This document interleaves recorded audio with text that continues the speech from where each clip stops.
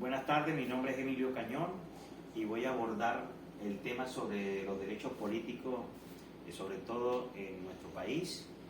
Primero recordar que la democracia es un gobierno justo donde existe un diálogo entre gobernantes y ciudadanos. Ese es el deber ser. Y los derechos humanos son propios del ser humano. En tal sentido, hay unas normativas establecidas, como la Constitución. En el artículo 2 dice el Estado venezolano debe ser un Estado democrático. El artículo 19 tipifica el Estado garantizará los derechos de los ciudadanos. Y en el artículo 23 los tratados y convenios relativos a los derechos humanos son de rango constitucional. Y uno importante, el sufragio es mediante elecciones libres. En su artículo 63 dice que debe haber en un Estado democrático unas elecciones libres donde se puedan escoger las autoridades. Ahora bien, este es el deber ser.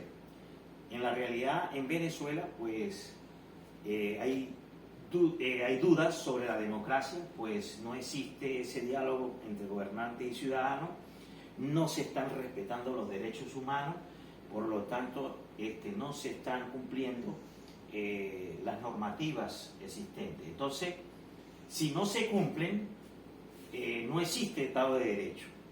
Se vulneran sistemáticamente los derechos humanos y las voluntades políticas de la mayoría son menoscabadas. Tenemos un caso muy importante en estos tiempos, casualmente estamos viendo esta materia, con respecto a las inhabilitaciones políticas de la participación de algunos candidatos a la candidatura presidencial de la República, y muchos de ellos se les ha vulnerado el derecho político, donde no los dejan participar por situaciones, valga la redundancia, caprichos políticos del gobierno de turno, sin llevar un procedimiento o un juicio como tal a esas personas. Entonces se le ha ido negando el derecho político a las personas y a la mayoría de las personas que apoyan esas candidaturas. Al limitar los derechos humanos, que son universales, que son indispensables y que son imprescriptibles en los tratados internacionales que ha establecido la República, entonces hay que hacer una crítica aquí. No hay democracia si no se puede elegir las autoridades públicas como debe ser, a través del voto directo, donde la mayoría escojan a las personas. Y en este caso, en el caso que estamos viendo en la realidad venezolana, está cercenándose el derecho político a las personas de escoger a las próximas autoridades. Entonces, no es posible sin el ejercicio efectivo de los derechos políticos. Como hemos repetido, hay vulneración del derecho político.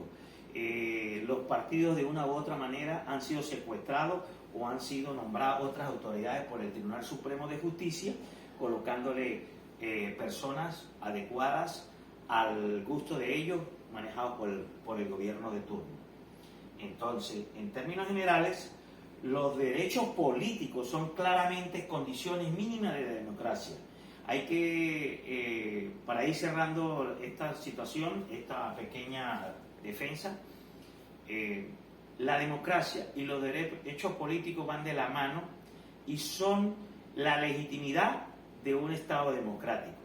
Si no hay derechos humanos y no hay participación política, que es uno de los derechos humanos que debe tener la persona, entonces no hay Estado democrático. En concordancia con lo que he comentado, en Venezuela se están violentando los derechos políticos y por lo tanto hay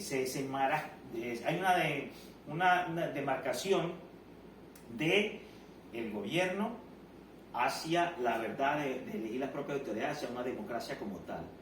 Deja mucho que desear y por lo tanto, al violentar los derechos políticos, no hay Estado democrático. Con eso doy por concluida mi exposición en este pequeño video que le hago llegar. Muchas gracias.